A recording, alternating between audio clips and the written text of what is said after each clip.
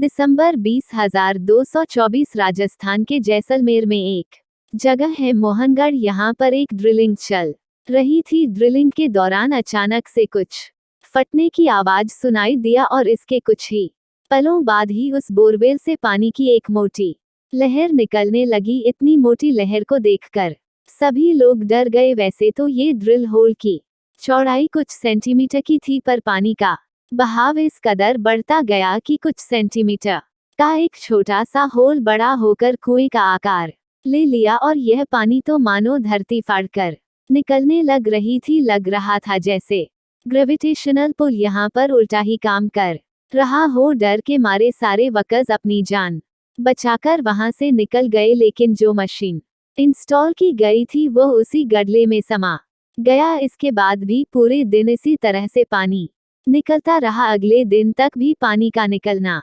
बंद नहीं हुआ। अब तक न्यूज़ और सोशल मीडिया की वजह से यह न्यूज़ पूरे भारत में फैल गया। साइंटिस्ट की टीम भी यहाँ पर पहुंची किया जा सके इस पानी के साथ जो मिट्टी, ताकि पानी का एग्जाम्पल लेकर इस पर रिसर्च बाहर आई है। आखिर वो मिट्टी कैसी है, इस पानी में कौन कौन से केमिकल मिक्स है, इस तरह के बहुत सारे जांच अभी करना बाकी है।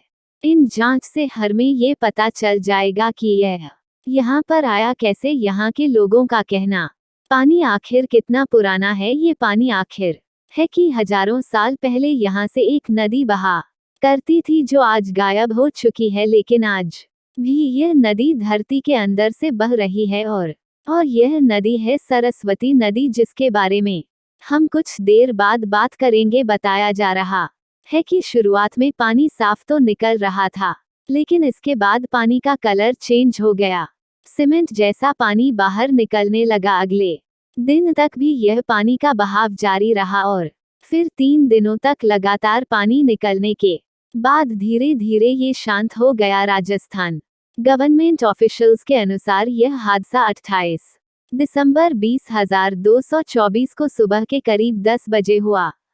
उस समय तक करीब 850 मीटर तक किया जा चुका था। अब सवाल यह आता है कि आखिर यहाँ पर ऐसा क्या हुआ कि पानी इस तरह से निकलने लगी। कुछ सेंटीमीटर का होल अचानक से एक कुएं का आकार कैसे ले लिया। आखिर इस धरती के 850 मीटर नीचे ऐसा क्या छुपा था। क्या ये सरस्वती नदी थी जो अब करीब 4000 सालों बाद की कोशिश करते हैं आज के इस वीडियो में बाहर निकलने लग रही है। आइए सब कुछ समझने।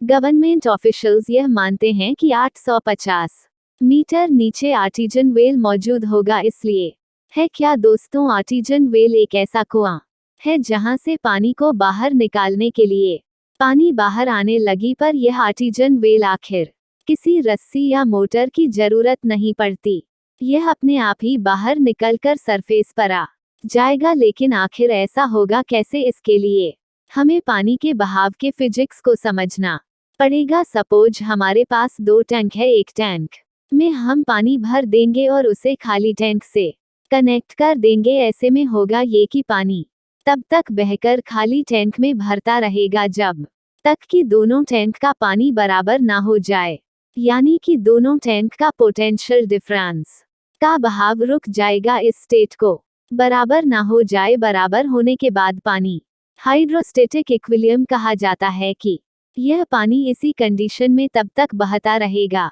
जब तक कि हम या नेचर इसके साथ छेड़छाड़ ना कर दे। मान लो कि हम इस पाइप में ड्रिल करके एक और पाइप लगा देते हैं, तो ऐसे में पानी इस पाइप से बाहर निकलने लगेगा और ये पानी तब तक निकलता रहेगा जब तक पानी काला पाइप के लेवल से बराबर ना हो जाए। कुछ ऐसा ही रियल लाइफ में भी होता है। जैसा कि हम जानते हैं कि हमारी धरती एक सी नहीं होती, कहीं पहाड़ पर्वत तो कहीं ऊंचा नीचा मान तरह से ग्राउंड में पानी बह रही है। ये लो की धरती की बनावट कुछ ऐसी है। यहाँ इस पानी का लेवल है। ऐसे केस में अगर यहाँ पर ड्रिल कर दे तो पानी अपने आप बाहर निकल, जहाँ पानी का लेवल नीचे है तो पानी अपने अप्लाई करे जैसलमेर में, तो यहाँ पर एक आप बाहर नहीं आएगा। अगर इस थ्योरी को सवाल मन में आएगा कि आखिर इतना बड़ा पानी का स्रोत आएगा कहाँ से। यहीं पर सबसे पहला नाम आता है सरस्वती नदी। वेदों में इस नदी का जिक्र भी है कि यह नदी हिमालय से निकलने वाली सबसे विशालकाय नदी है और हजारों सालों पहले यह नदी राजस्थान से होकर बहा करती थी, लेकिन समय के साथ साथ यह नदी धरती के अंदर से बहने लगी। माना जाता है कि या विलुप्त हो जाती है तो वह अपने पीछे कई सारे निशान भी छोड़ देती है। जब इसरो ने सैटेलाइट की मदद से उन निशानों की छानबीन किया तो पता चला कि राजस्थान में थार रेगिस्तान से होते हुए एक बहुत बड़ी नदी बहा करती थी। इसी आधार पर इसरो ने एक मैप भी तैयार किया जिसके अनुसार उस नदी की चौड़ाई करीब 5 से 10 किलोमीटर चौड़ी थी। इसरो का ये रिसर्च पेपर आपको डिस्क्रिप्शन में भी मिल जाएगा, आप वहां पर भी जाकर इन बातों को वेरीफाई कर सकते हैं। वहां पर इस विषय में और भी डिटेल जानकारी भी मिल जाएगा। इसके अलावा इंडो पाकिस्तान बॉर्डर के पास स्थित जैसलमेर में बोरवेल का पानी फ्रेश है। इस फ्रेश पानी में कार्बन 14 और ट्राइट H3 के आइसोटोपिक स्टडी से यह पता चला कि यहाँ पर जो फ्रेश पानी है वो हिमालयन वाटर है, जो करीब 20,000 साल पुराना भी हो सकता है। लेकिन जैसे जैसे इस एरिया से दूर जाते हैं पानी थोड़ा नमकीन होने लगता है। इस इलाके में कुछ तो खास है। आखिर ये हिमालयन वाटर यहाँ पर कैसे आया? जाहिर सी बात है, यहाँ कोई ना कोई ऐसी नदी बहा करती होगी जो हिमालय से निकलकर आती हो। पुराने काल से ही वेदों में इसका जिक्र किया गया है कि यह नदी कोई और नहीं बल्कि सरस्वती नदी है, जो करीब 4,000 साल पहले सूख गई। ऐसे में सवाल यहाँ पर यह आता है कि इतनी बड़ी नदी जिसकी सिर्फ चौड़ाई 5 से 10 किलोमीटर की है, वह आखिर कैसे सूख सकती है? आखिर इस नदी के साथ ऐसा क्या हुआ जिसने इसे गायब ही कर दिया? इसका जवाब है टेक्टोनिक शिफ्टिंग। धरती के अंदर मौजूद अर्थ क्रस्ट में टेक्टोनिक प्लेट्स हमेशा शिफ्ट होती रहती है। इसी शिफ्टिंग की वजह से कई विशालकाय पर्वत बना। इसी शिफ्टिंग की वजह से धरती के स्ट्रक्चर में भी बदलाव होता है, एवं नदियों पर भी इसका प्रभाव पड़ता है।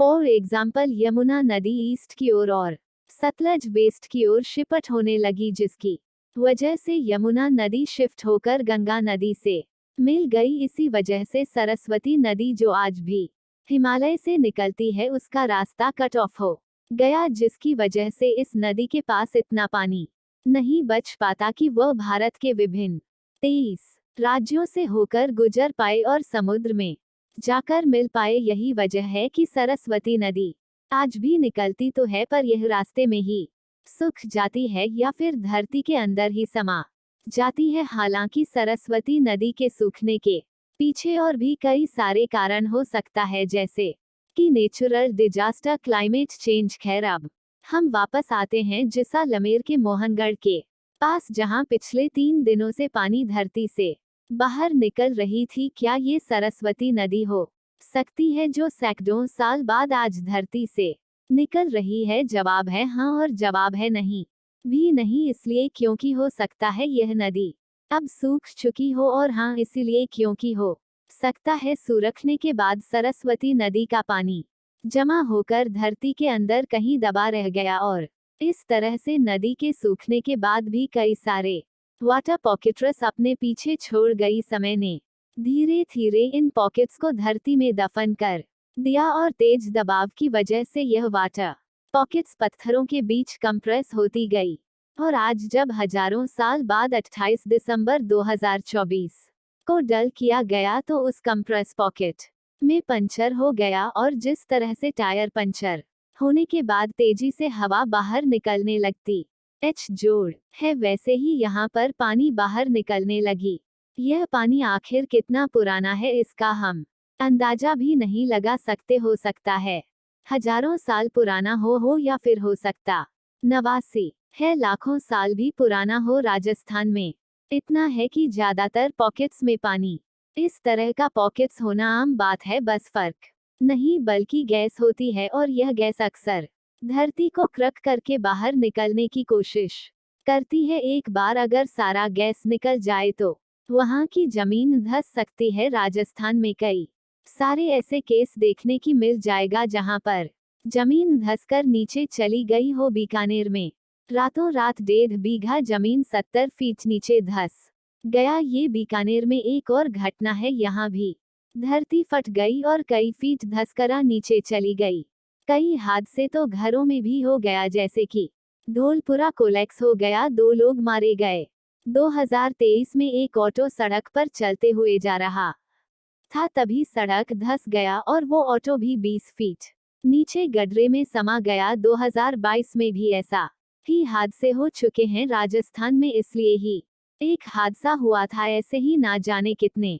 तो मैं कहता हूँ मोहनगढ़ में सिर्फ फर्क कंप्रेस हो गया था, गैस के मॉलिक्यूल पतली इतना है कि यहाँ पर गैस के जगह पानी गैस के कंपैरिजन में अधिक डेंस होता, जगह से भी आसानी से निकल सकते हैं, लेकिन है इसलिए ज्यादातर केस में पानी अपने आप बाहर नहीं निकलती जब तक कि वहां ड्रिल ना किया जाए। इसलिए मोहनगढ़ में हमें कुछ ऐसा नजारा दिखाई दिया। सो आई होप अब आपको पूरा कॉन्सेप्ट समझ में आ गया होगा। वीडियो अच्छा लगा तो लाइक कर देना, बुरा लगा तो डिसलाइक कर देना, और दोनों ही केस में इस चैनल को सब्सक्राइब कर देना, क्योंकि इस चैनल में सीखने के लिए बहुत कुछ है। तो मैं मिलता हूँ आपसे अगले वीडियो में, तब तक के लिए देखते रहिए और सीखते रहिए। जय हिंद, वंदे मातरम।